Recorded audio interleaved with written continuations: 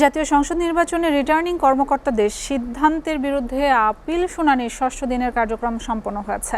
এ সময় প্রার্থিতা ফিরে পাওয়ার আবেদন মঞ্জুর ৪৬, অনুপস্থিতির কারণে ২ সহ নামঞ্জুর ২৬, স্থগিত রাখা হয়েছে ১৭ জনের। সকালে রাজধানীর আগারগাঁওয়ে নির্বাচন ভবনের অডিটোরিয়ামে এই আপিল শুনানি শুরু হয়। প্রধান নির্বাচন কমিশনার এএমএম নাসির উদ্দিনের সভাপতিত্বে শুনানিতে উপস্থিত ছিলেন অন্য নির্বাচন কমিশনাররাও। হাসিবুল ইসলাম শান্তর প্রতিবেদনে বিস্তারিত।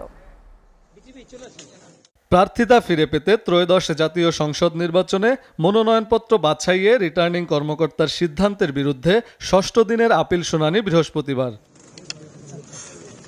প্রথম ৪ দিন ৭০টি করে আবেদন নিষ্পত্তি হলেও পঞ্চম দিনে ১০০টি শুনানি করেছে নির্বাচন কমিশন। বুধবার শুনানি শেষে প্রার্থিতা ফিরে পেয়েছে ৭৪ জন, আর বাতিল হয়েছে ১৮ জনের আবেদন। স্থগিত রাখা হয়েছে ৮ জনের। প্রার্থিতা বৈধতার ক্ষেত্রে ছোটখাটো সংশোধনযোগ্য ত্রুটি বিবেচনা করছে বলে জানিয়েছে ইসি। গেল ৫ দিনে মোট আবেদন নিষ্পত্তি হয়েছে ৩৮০টি। প্রার্থিতা ফিরে পেয়েছেন ২৭৭, বাতিল হয়েছে ৮১টি আর স্থগিত ২৩টি।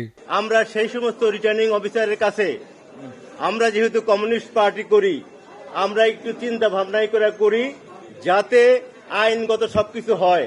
আমরা তাদের যে ফর্ম ছিল সেই ফর্মের সমস্ত কিছু পড়ে বুঝে শুনে রিটার্নিং অফিসের কাছে আমরা উপস্থিত ছিলাম।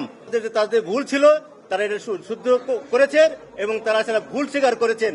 বিএনপির যিনি প্রার্থী ইয়াসের খান চৌধুরী, তার পক্ষেও ওকালতনামা সহযোগে তার আইনজীবীরা বক্তব্য রেখেছেন।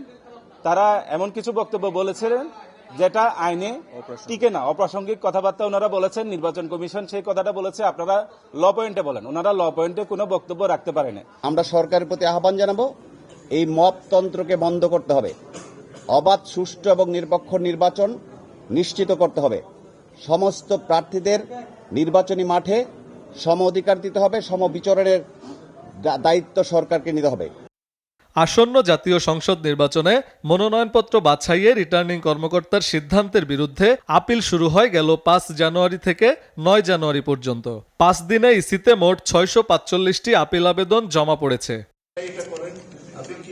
১০ জানুয়ারি থেকে ইসিতে শুরু হয় আপিল আবেদনের শুনানি, যা চলবে ১৮ জানুয়ারি পর্যন্ত। হাসিবুল ইসলাম শান্ত, এসএ টিভি, ঢাকা।